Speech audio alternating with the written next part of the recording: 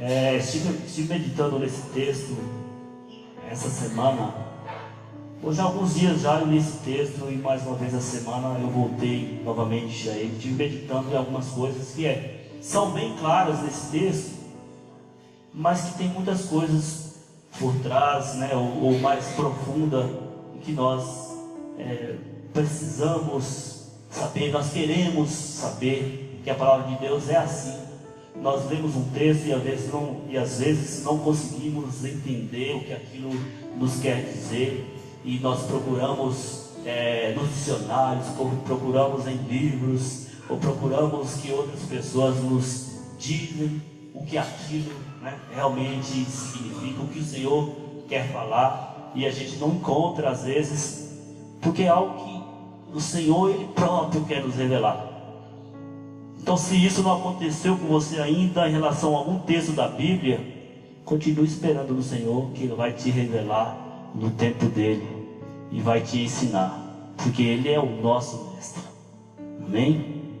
E uma coisa para começar, já né, nessa questão, essa semana os irmãos, todos aqui, como brasileiros,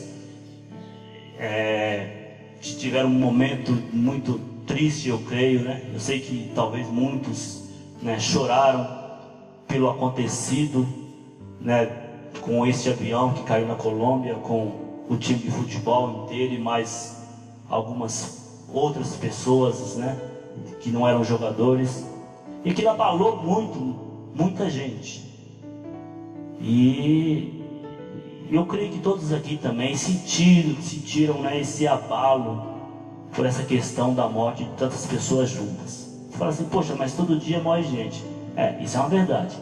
Todo dia está morrendo gente, inclusive agora nós estamos aqui, com certeza, alguém por aí está partindo deste mundo, né? Então assim, nós convivemos com isso diariamente, mas foi um choque muito maior por causa da quantidade de pessoas juntas, né? E por todo algo que envolve tudo isso. E eu sei também, acredito, né, que muitos aqui oraram, pediram ao Senhor, clamaram pelos familiares, e é isso que nós devemos fazer mesmo. Isso é algo que a Igreja de Cristo tem que fazer. E o Senhor com certeza consolou muitos corações de famílias, de pais, de mães, filhos e irmãos, porque o Espírito Santo agiu, porque Deus ouviu as nossas orações e foram ali consolá-los. Então, irmão, isso às vezes acaba deixando todos ou muitos de nós para baixo quando acontece isso, e que é normal isso aí, mas é algo interessante e algo maravilhoso, se gosta da palavra de Deus, por isso que ela é tremenda nessa questão também, que a Bíblia nos fala que às vezes é melhor irmos a um velório do que uma festa. Que coisa, né? Por quê? Porque no velório eu realmente descubro quem eu sou ou que eu não sou. Não sou nada. A gente olha, né, para nós mesmos, para dentro de nós, que muitas vezes buscamos tantas coisas e queremos tantas coisas e almejamos e reclamamos com Deus porque não temos isso, não temos aquilo, ou não somos assim. Aí diante da morte ali a gente olha, quem sou eu? Então isso é muito importante. Às vezes você que não gosta de ir em velório, de vez em quando vá e vê ali o teu fim, o meu fim, o nosso fim no mundo, né? Interessante e importante também saber disso, o nosso fim, mas aqui neste mundo, porque na verdade a nossa morte é apenas o começo. A morte é apenas o começo do cristão para desfrutar da presença de Deus, da glória de Deus. Isso tem que nos alegrar, ao mesmo tempo que a gente está ali diante daquela situação e nos entristece e a gente chora. E eu sempre falo que tem que chorar mesmo, porque a própria Bíblia nos ensina isso, que há tempo de chorar e chora. Mas a gente refletir todas essas questões da nossa vida, como estamos vivendo nessa terra como cristãos, como pessoas que nós falamos que amamos a Deus, mas o hedonismo às vezes está na nossa vida, né? O prazer por prazer, o egocentrismo, eu tenho que ser o centro de tudo. Isso é bom para a gente refletir e pensar quem nós somos, o que nós estamos fazendo, de como nós estamos vivendo como cristãos. Às vezes são as coisas mais simples que estão nos afastando uns dos outros, estão nos separando uns dos outros. Não é nem a morte, mas coisas simples do dia a dia. Separa o irmão do irmão, separa o pai do filho, separa os cônjuges. Coisa muito simples. Então, para a gente parar e falar assim: mas que besteira que eu estou fazendo, que besteira, né, que eu estou me metendo. Para nós lutarmos. E essa igreja aqui, a igreja de Cristo, a igreja primitiva, a gente olha para ela e fala: mas que coisa maravilhosa, parece um sonho isso. Os irmãos já releram esse texto várias vezes. Parece algo assim que não é dessa terra, a forma que eles viviam, que eles faziam. Poxa, temos que viver assim, essa igreja é perfeita. Mas nós sabemos que essa igreja também não é perfeita. Essa igreja também não era perfeita. Mas é uma referência para nós seguirmos. Sim, é um referencial para todos os cristãos, para todas as igrejas. Essa igreja é primitiva. Porque eu disse que ela também não era perfeita. Porque nós procuramos algumas coisas, nós encontramos ali irmãos que se perderam por motivos tão fúteis, né? Inclusive Ananias e Safira foram, né? Uns desses. Então, ou seja, não era uma igreja perfeita, mas a igreja dos sonhos nossos, dos sonhos de Deus. E a gente tem que buscar isso, mesmo que não vá haver perfeição nesta igreja, mas nós temos que buscar. Nessa igreja que eu falo, sou eu, você, somos juntos, somos nós aqui juntos. Então esse é o modelo. Então deixemos esse egocentrismo, hedonismo, orgulho, tantas coisas que ultimamente têm afetado as nossas vidas, a vida das famílias, e tem destruído. E as famílias às vezes não sabem o que fazer, como agir, como resolver a situação. E a solução está bem diante dele, é só pegar uma Bíblia e sentar e buscar e orar e procurar um irmão para orar junto, para ter uma opinião, para ter uma palavra, e o Senhor vai manifestar, porque Ele disse que estaria conosco. E Deus não é um Deus mentiroso, né, irmão? Se Ele falou que estaria, eu preciso crer nessa verdade que é absoluta, que Ele está para resolver essas questões das nossas vidas. Questões que eu estou falando, questões simples, não são as questões que achamos que não tem jeito, assim, absurda, mas que também tem jeito. Para Deus tudo tem jeito. Então eu queria falar um pouco dessa questão aí, mas com certeza os irmãos hoje estão abertos, né? Não estão mais com aquela cara abatida por tudo que passou, por tudo que sentiu. Eu estava passando ontem ao lado do cemitério, vendo pessoas também chorando, hoje também, ou seja, as pessoas estão morrendo. No momento também de refletirmos o que eu estou fazendo. E o texto também nos mostra isso, em prol do meu próximo, em prol do meu irmão, das pessoas que estão partindo desse mundo sem conhecer esse Jesus maravilhoso, que eu digo que você diz que é maravilhoso, mas se é tão maravilhoso assim, por que você não fala nada dele? Se é tão bom assim, por que você não tem feito nada? Ou se você tem feito, mas é muito pouco, se eu tenho feito, é muito pouco do que precisa ser feito, do que pode ser feito.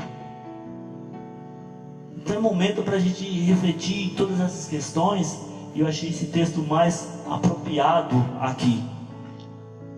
Essa igreja é uma igreja cheia do Espírito Santo. Nós observamos no contexto aqui que Pedro, né, pregou a palavra,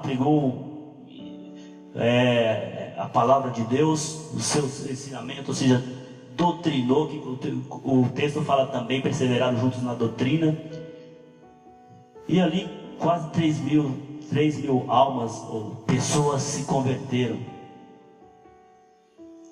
E a partir daí tiveram mais pessoas e mais pessoas se convertendo, porque era uma igreja cheia do Espírito Santo. Uma igreja que perseverava. Uma igreja que, apesar da morte que rondava, apesar das dificuldades que eles também passavam, eles perseveravam. Se morria um filho por causa do Evangelho, eles continuavam perseverando. Se matava o pai, eles continuavam perseverando.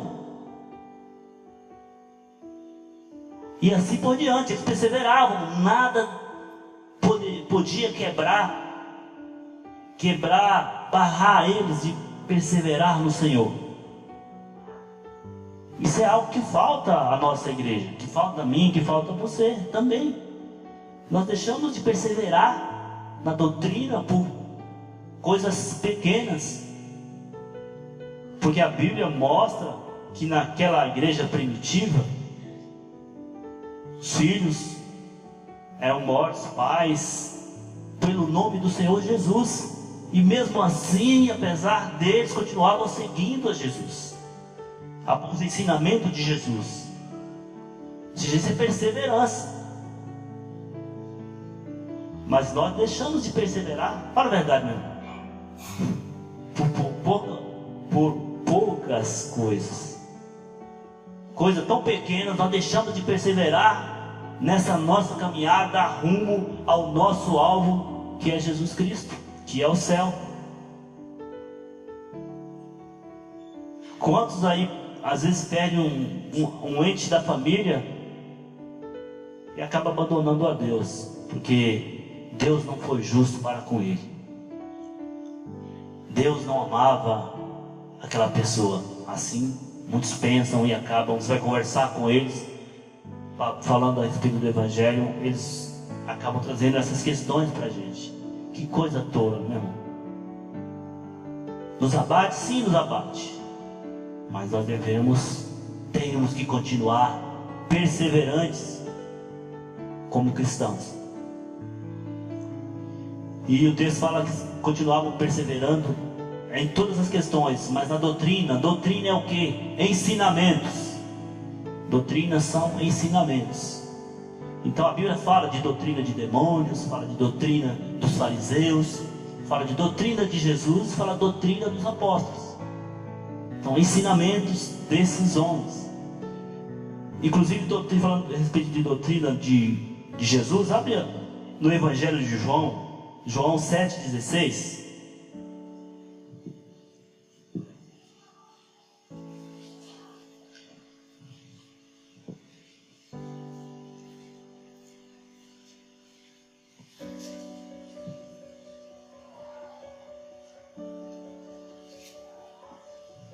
Amém?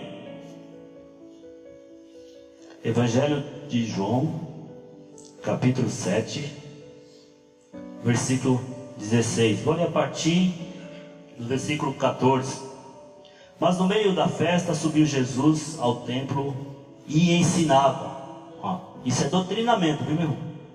E ensinava. E os judeus maravilhavam-se, dizendo: Como sabe este letras? Não as entendo. É isso aí, me ajuda aí.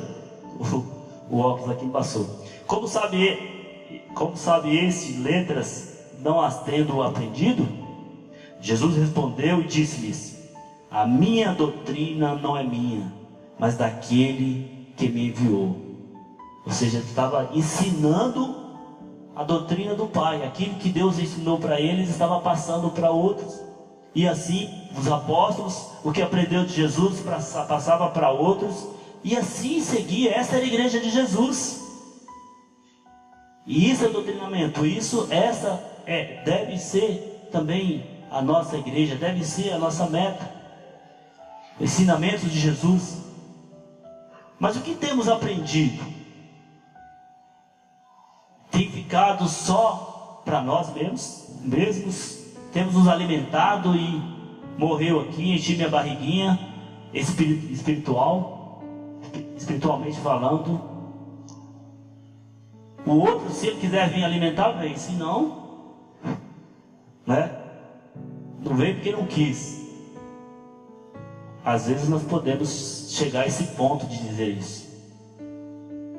Mas aquela igreja lá não. Eles se alimentavam, eles eram doutrinados. Os que chegavam também eram doutrinados a respeito do que Jesus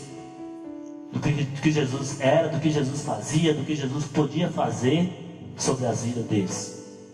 Então, algo a observar também nesse contexto aqui de Atos.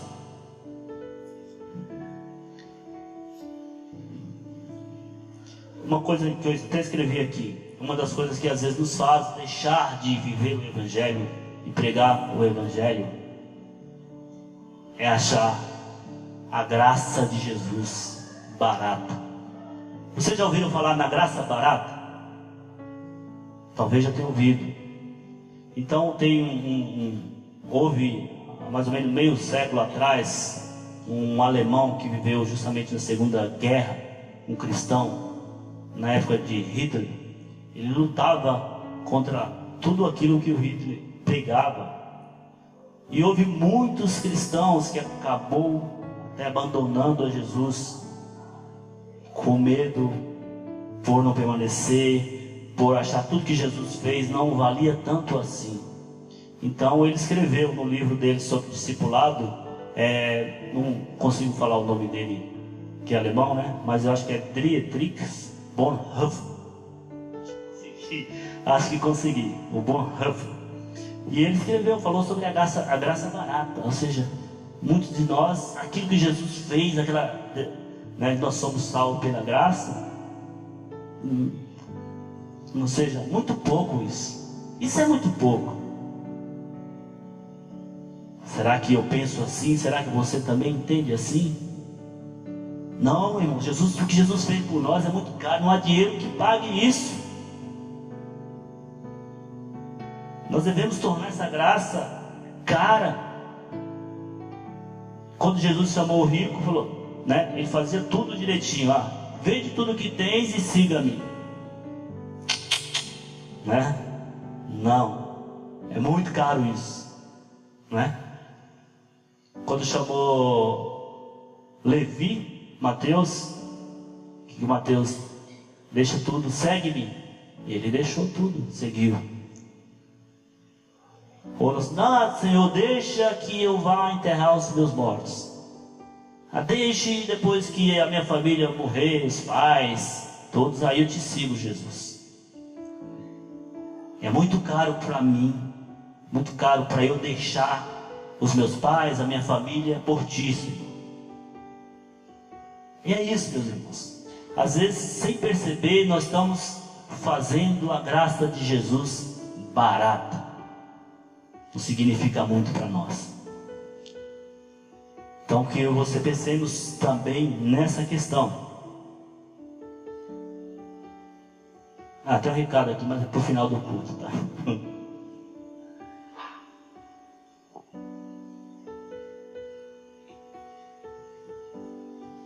Outra coisa que o texto nos fala aqui, irmão, sobre comunhão. Os irmãos perceberam que nesse texto aqui de Atos, tudo Tudo isso que ele está falando aqui são pilares do cristianismo. São coisas que não podem faltar dentro de uma igreja cristã. Doutrina pode faltar? Ensinamentos? Não. Doutrina não pode faltar. Ensinamentos. Nos ensinaram, nós ensinamos outros, outros ensinam outros. Comunhão pode faltar? Não pode faltar, meu irmão. Jesus nos chamou para isso. Orações pode faltar? Não. É um pilar do cristianismo. Repartindo o pão pode faltar? Não. Isso também está dentro do pilar também. Eu não posso só espiritualizar a comunhão, a oração, os ensinamentos. O partir do pão não faz parte disso. Não faz parte disso. São pilares do cristianismo. Isso não pode deixar de existir nesta igreja. Não pode deixar de existir na minha vida. Quando eu falo esta igreja, às vezes eu estou já querendo passar a bola, mas não é. Quando eu falo esta igreja, eu estou falando de mim. É você. Cada um que aqui está, que é a igreja de Cristo. Devemos olhar para esse texto aqui. Isso não pode faltar de maneira alguma na minha vida. Se está faltando, se não está fluindo, que às vezes fala assim: poxa, mas eu estou fazendo isso aí, é pouco. Eu estou vivendo isso aí, é pouco. E é isso que a palavra de Deus nos chama a atenção nessa noite, para vivermos esses pilares aqui com todo fervor, como aquela igreja vivia, se não tanto, mas vamos querer nos aproximarmos o máximo possível daquilo. É verdade? É para isso que fomos chamados. Aqueles irmãos dessa época aqui, dessa igreja, eles fizeram isso, deram suas vidas por isso. Mas nós, muitos de nós, não estamos dispostos a dar as nossas vidas em favor disso. E quando eu estou falando da vida, não estou falando morto não, porque depois que a gente morre, não serve mais para nada. Não posso fazer nada morto. Você pode fazer alguma coisa morto? Dar sua vida em vida mesmo. Olhar para Deus, quando fala em comunhão, como? Primeiramente com Deus, vertical, não é isso? Verticalmente, primeiramente. Deus me chamou, eu aceitei, e eu começo a conversar com Deus através das orações que o texto fala, e é uma comunhão com Deus. Primeiro vertical, e a partir daí depois horizontal. Com você comigo, uns com os outros.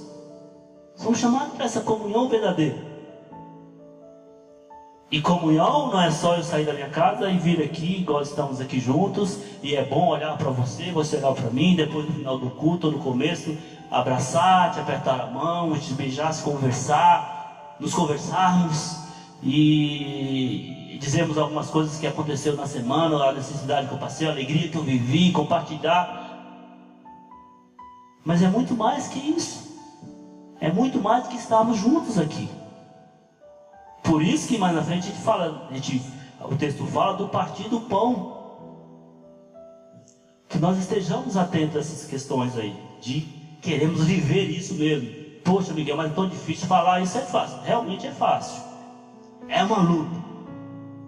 Tantos ensinamentos que a gente às vezes passa para alguns irmãos, e irmão, não pensa que é fácil não. Não é fácil, é difícil. Mas é assim mesmo, é difícil. Mas com o Senhor à frente, pode seguir sem medo de ser feliz, né? Como dizem, sem medo de ser feliz, porque a felicidade você vai encontrar com certeza. Eu escrevi aqui algumas coisas, né? Comunhão, a palavra comunhão é koinonia no grego, né? E é ter tudo em comum. E é algo assim, é uma expressão típica mesmo de igreja. A gente não vê falando isso muito aí no mundo, mas é algo mesmo nosso. É nosso porque é a Bíblia a palavra de Deus que nos ensina e que nos mostra isso, que não há sentido, para nós não há sentido vivermos sem comunhão. A comunhão dá sentido à vida. E nós vemos isso, entendemos isso desde o princípio, quando Deus criou Adão e Eva. Senão Ele teria criado só Adão, e Adão estaria até hoje sozinho. Criou mais uma pessoa para começar a compartilhar, a vivenciar tudo que está à sua volta, passar pelas dificuldades que poderia vir, estar juntos, compartilhando, se dando, se entregando. E é isso.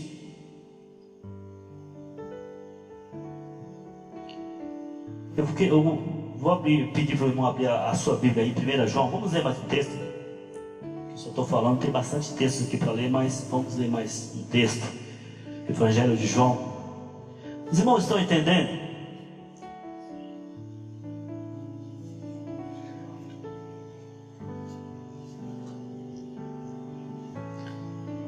Oi. Primeira epístola de João.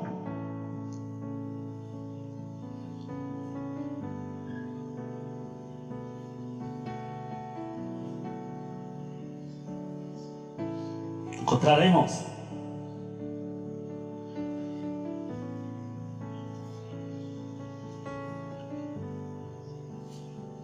Primeira João, capítulo 1. Vou ler alguns versículos aqui. Até o 4, tá bom. O que era desde o princípio, o que vimos com os nossos olhos, o que temos contemplado, e as nossas mãos tocaram da palavra da vida, porque a vida foi manifestada e nós vimos e testificamos dela, e vos anunciamos a vida eterna, que estava com o Pai e nos foi manifestado. O que vimos e ouvimos, isso vos anunciamos, para que também tenhais comunhão conosco. E a nossa comunhão é com o Pai, com o seu Filho Jesus Cristo. Essas coisas vos escrevo para que o vosso gozo se cumpra. Olha o que o João falou. Nós estamos testemunhando de uma verdade. Eu vi essa verdade, eu toquei essa verdade, eu ouvi essa verdade, eu falei com essa verdade. Ou seja, quem? Jesus. João viveu isso de perto. Mas hoje não podemos viver? Podemos viver isso sim. O Senhor continua vivo. Ele morreu, mas ressuscitou. Precisamos apenas continuar crendo.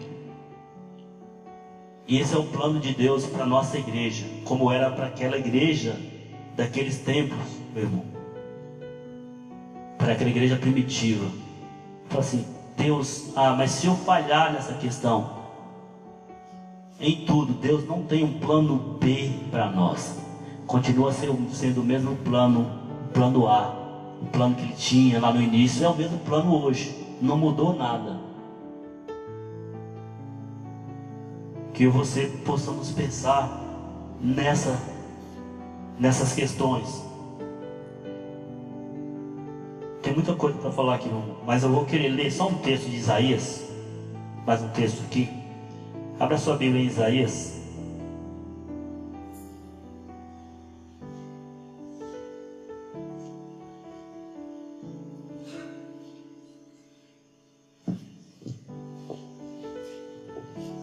Isaías 37.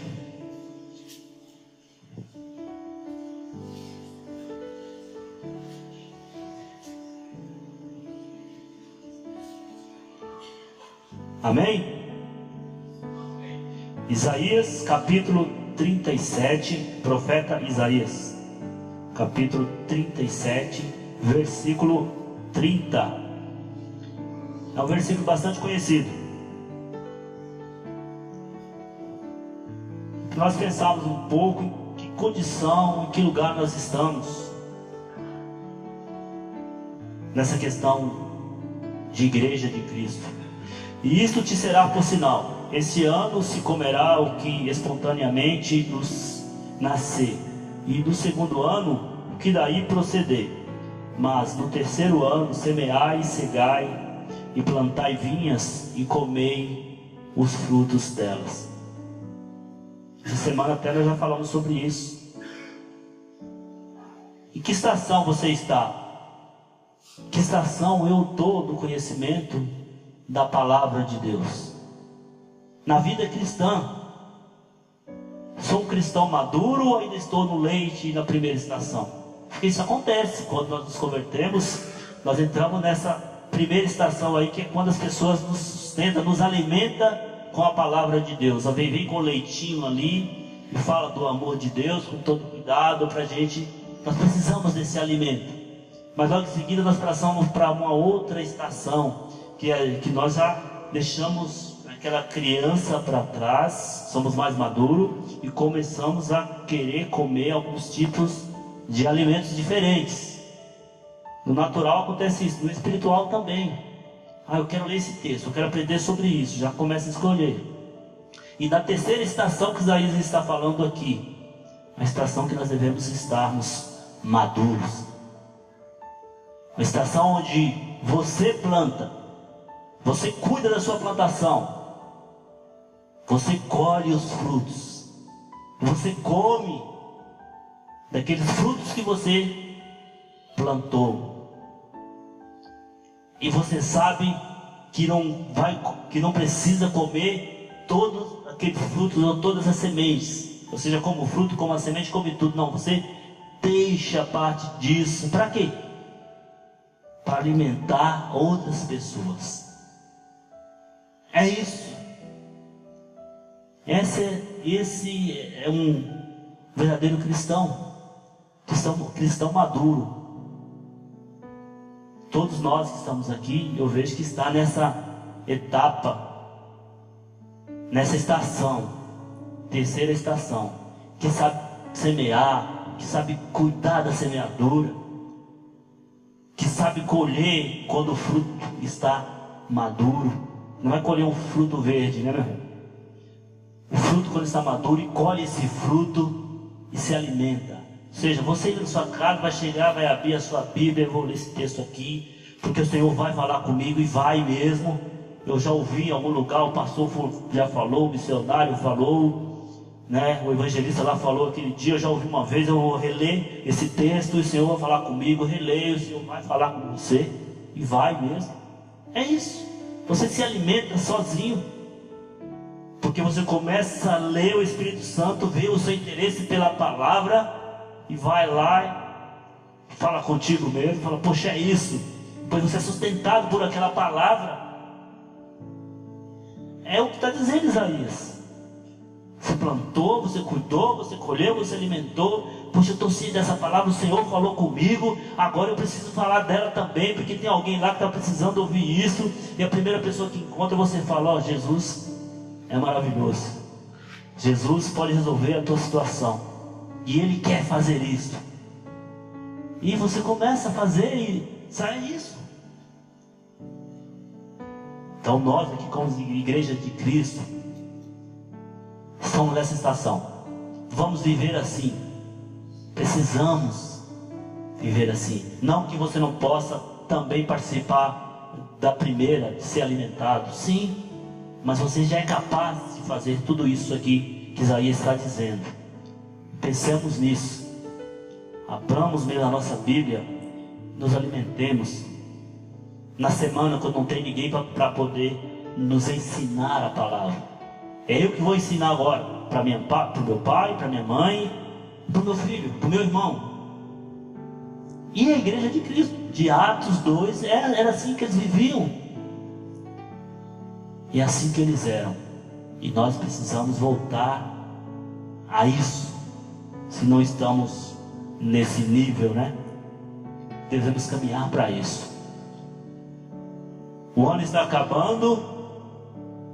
Nós começamos a olhar para trás. O que fiz, o que passei, qual a dificuldade que enfrentei, quais foram as minhas alegrias. E começamos a buscar e muitos de nós entristeceram, mas esse ano foi um ano terrível para a minha vida, para a minha família. Não foi um ano muito legal e começamos a nos questionar. E aí o outro ano já está vindo, a gente começa já a sonhar e planejar de novo, e assim vai passando as estações do ano, né? As estações do ano. Então para o ano nós precisamos voltar a isso. Temos aí muitos planos aí para nós no início do ano já colocarmos em prática, em que todos vão trabalhar, arregaçar as mangas e vão trabalhar, porque eu acho que é isso que é a igreja de Cristo. Vamos fazer alguma coisa, não que não estamos fazendo nada, mas vamos fazer mais, em nome de Jesus. O Senhor tem planos para nós aí, para todos, homens, mulheres, crianças, jovens, adolescentes, e vamos entrar nesse ano que está vindo, se Deus nos permitir, e vamos olhar para o alto e vamos buscar isso para nós, a igreja primitiva, nos enchermos do Espírito Santo, e vamos sermos doutrinados, doutrinar a comunhão, partir do pão. Se eu tenho só um pão, tá bom, então vamos dividi-lo. Vamos dividir esse pão. É isso que a Bíblia nos chama.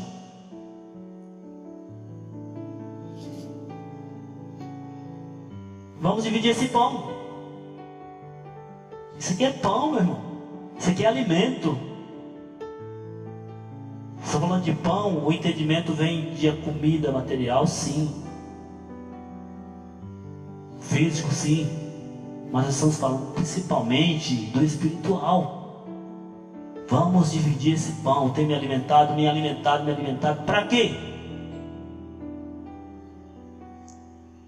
Tenho me inchado? Ou será que eu tenho realmente criado músculo, força? Não. Muitas vezes eu só estou inchando. E o Senhor nos chama para isso, para nós dividirmos esse pão, em que tantos têm necessidade e estão morrendo com fome.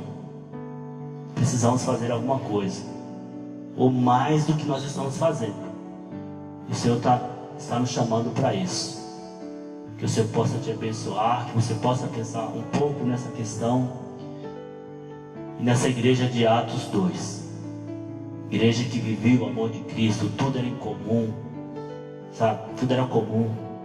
As pessoas vão chegar diferentes, de vários lugares, de várias maneiras, de várias situações, de vários estados elas vão estar passando, mas elas com a palavra de Cristo, elas vão se transformando, vão começando a entender que tudo é comum para aqueles que amam a Cristo.